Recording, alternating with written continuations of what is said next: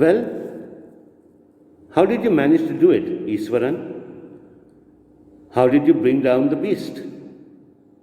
It has something to do with a Japanese art, I think, sir. Karate or Jujutsu, it is called. I had read about it somewhere.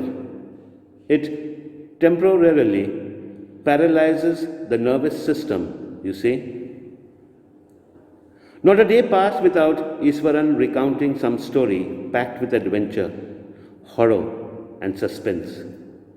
Whether the story was credible or not, Mahendra enjoyed listening to it because of the inimitable way in which it was told.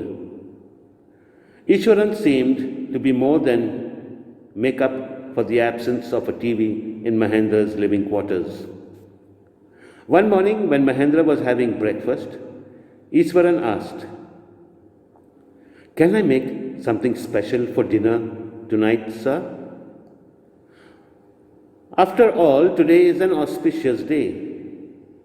According to tradition, we prepare various delicacies to feed the spirits of our ancestors today, sir." That night, Mahendra enjoyed the most delicious dinner and complimented Ishwaran on his culinary skills. He seemed very pleased, but unexpectedly launched into a most garish account involving the supernatural. "You know, sir, this entire factory area we are occupying was once a burial ground," he started.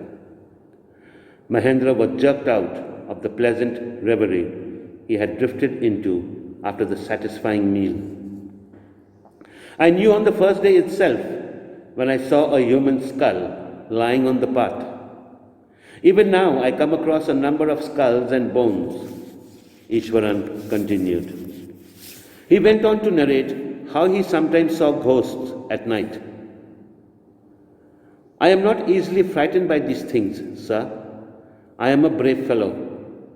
But one horrible ghost of a woman which appears off and on at midnight during the full moon. It is an ugly creature with matted hair and a shriveled face, like a skeleton holding a fortress in its arms." Mahendra shivered at the description and interrupted rather sharply. "You are crazy, Ishwaran. There are no such things as ghosts or spirits. It is all a figment of your imagination. Get your digestive system examined and maybe your head as well. You are talking nonsense." He left the room and retired for the night, expecting Iswaran to sulk for a couple of days. But the next morning he was surprised to find the cook as cheerful and talkative as ever. From that day on, Mahendra, for all his brave talk, went to bed with a certain unease. Every night he peered into the darkness outside through the window next to his bed, trying to make sure that there was no movement of dark shapes in the vicinity. But he could only see a sea of darkness with the twinkling lights of the factory miles away. He had always liked to admire the milk-white landscape on full moon nights. But after hearing Iswaran's story of the female ghost, he avoided looking out of his window altogether when the moon was full. One night, Mahendra was woken up from his sleep by a low moan close to his window. At first he put it down to a cat prowling around for mice. But the sound was too guttural for a cat. He resisted the curiosity to look out lest he should behold a sight which would stop his heart. But the wailing became louder and less feline. He could not resist the temptation anymore. Lowering himself to the level of the windowsill, he looked out at the white sheet of moonlight outside. There, not too far away, was a dark, cloudy form clutching a bundle. Mahendra broke into a cold sweat and fell back on the pillow, panting.